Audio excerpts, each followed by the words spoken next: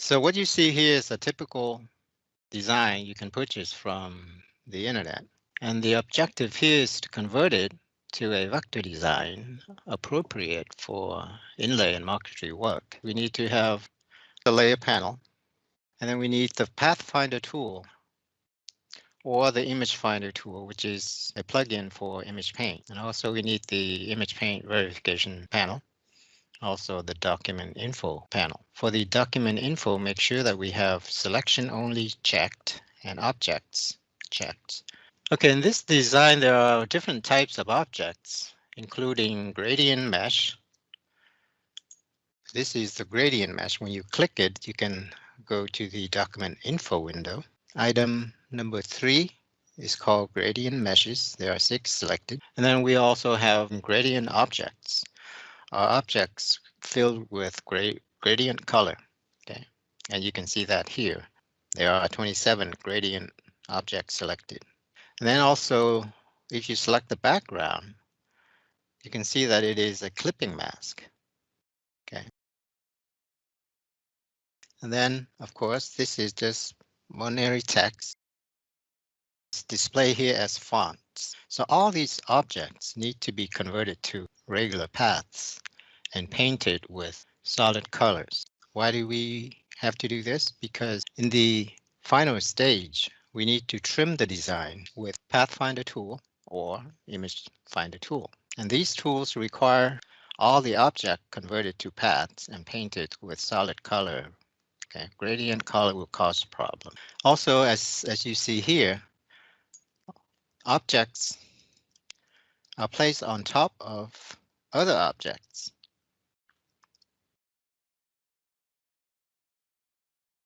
Okay, for marquetry and inlay, we have to remove all the hidden parts behind other objects. And we can do that using the trim tool in the Pathfinder. In this session, I will be just using the Pathfinder tool because not everybody has or purchased Image Finder tool. So let's close that. So before we start, let's rasterize the design by selecting everything in the design. Hold down the Alt key, click, drag. This create a duplicate design, and then we go to Objects, Rasterize, and select 72 pixel per inch. White background, that's fine. Okay. You can select higher resolution, but it's not necessary because we're working on a computer. The reason we want to do this is to get the reference design because we're going to be messing around with the colors over here, and we want to be able to see the original color. Now, before using the Pathfinder trim tool to remove the hidden parts in the design, as you've seen before, okay, there are hidden parts behind that flower. We have to remove them using the Pathfinder trim tool, which is this button. We need to repaint all gradient objects with solid color. So let's zoom in. These are gradient fill objects. Select them, and then use the eyedropper tool and probably click at a point over here. Okay, now it has been painted with just regular solid color because the image over here contains regular RGB colors or solid color. It's not gradient color. So when we pick a color from any image, then it becomes a solid RGB color. That's what we want. The next thing is we want to convert all gradient meshes to regular paths. So take, for example, this flower contain quite a few of contain gradient meshes that need to be converted. Now at this point, we need to go to the layer panel and look at it. Okay. Now what is currently being selected is highlighted red right here. So that's the only group that's being selected, which is the flower. And if you expand the group, you see there are other groups underneath. Now that's what we don't want. We want to remove all these groups.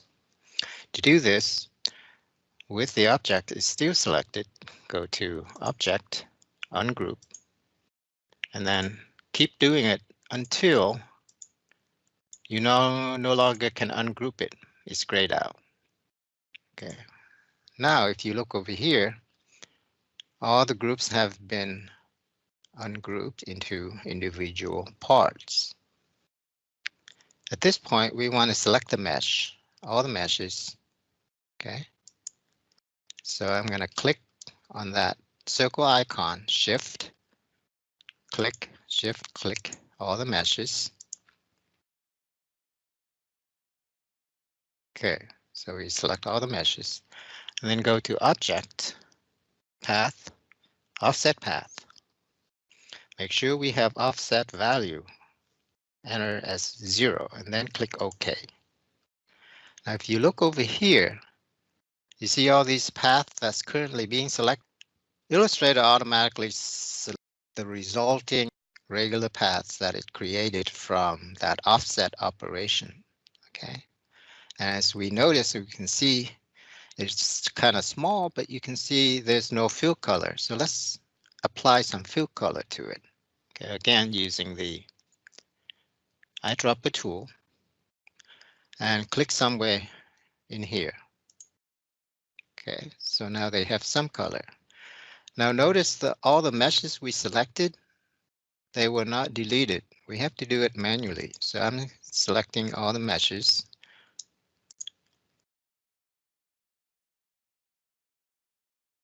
Okay, they are selected and only the meshes selected. Then you can hit the delete key to delete them.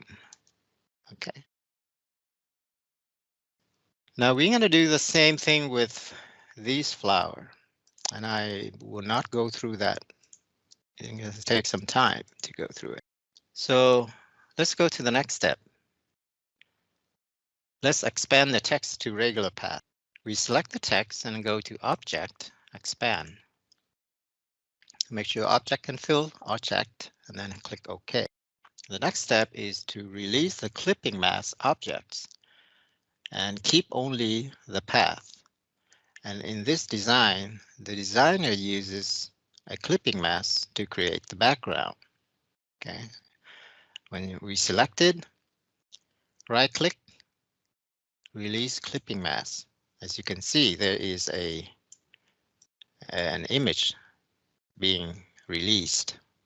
So we delete that. And what remains is the path itself.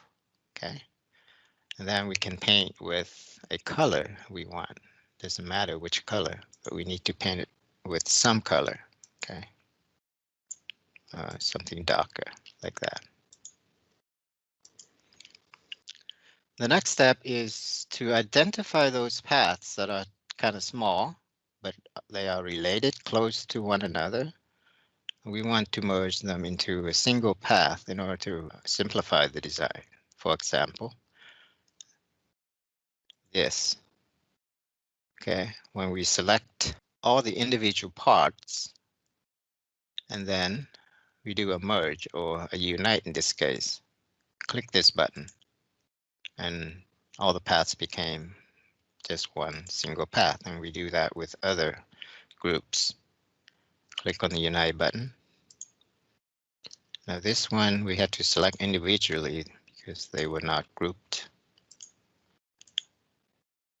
Okay, so we want all these paths to be a single path. And the same thing with that group of paths. So as far as the steps, we completed all the steps, but we need to make sure that everything converted to regular path and painted with solid color. Okay. Now the next step is to look over the verification panel and look at the tiny areas. Currently it says there are 19 tiny areas, and if we click it, it will select those tiny area for us. And then we can zoom in and see what's going on. Okay, there is a really tiny area there, right there. Okay, let's merge this group together first. And okay, when we merge that tiny area, path gone, which is good. So same thing with this one. If we merge it, okay, it's gone. Click it again to select the remaining one. Okay, this one here that we might have a problem with the little one here, but we'll figure out that later on when we actually trim the design. Okay. So right now, I'm just going to go straight to the final design, which I have converted all the objects into regular paths and painted with solid color. Okay. And then again, we're going to take a look at the tiny area. There's two of them. If we click it, they will be selected. Okay, as you can see here, let's zoom in. There's a tiny one over here. There is another tiny one over here. What I would like to do is to merge that path with the background path. So I select them both and then merge them. Okay. Notice the Pathfinder tool created, it did merge, but it created these tiny paths that need to be deleted. Okay. So let's ungroup them. Let's see if I can select it. It's hard to select. Oh, it's right here. Okay. You look at, okay, forget about this.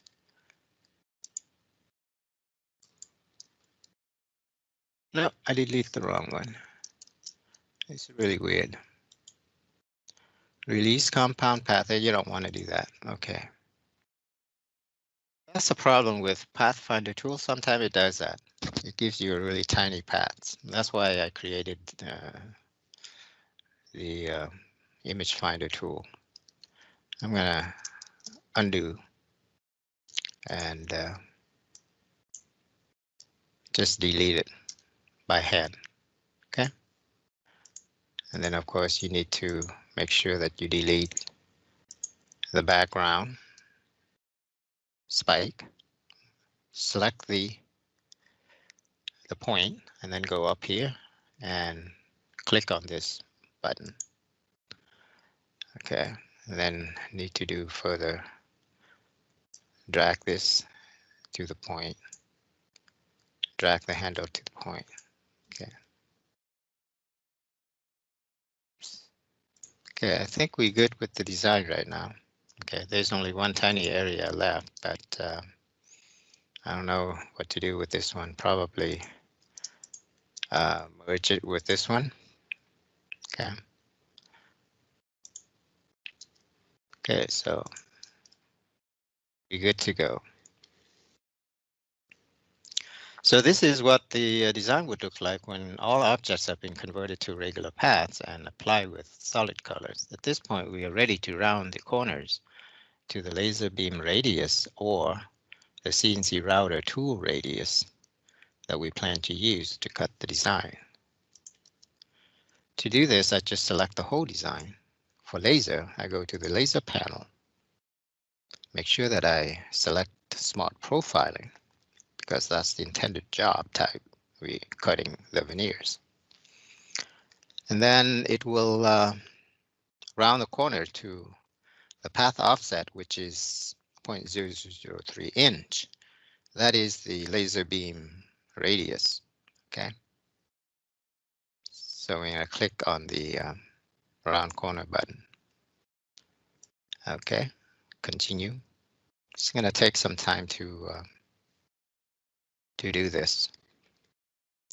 In the meantime, to summarize, what we did was we take a design, we repaint all gradient object with solid colors. Okay. And then we convert all gradient meshes to regular paths. And then we expand the text to regular paths. And then we release clipping mask to objects that have clipping mask. Delete the mask, the mask object, and retain only the path, just as the background path. And then we merge all the related small paths into a single path using Pathfinder Unite tool. And then we remove some of the tiny paths that were seen or displayed in the verification panel. Okay. Okay, so all the corners have been rounded successfully. So now it's ready for applying images. See, the corner has been rounded here. That's it for this session. Thank you for stopping by, and we'll see you next time. Goodbye.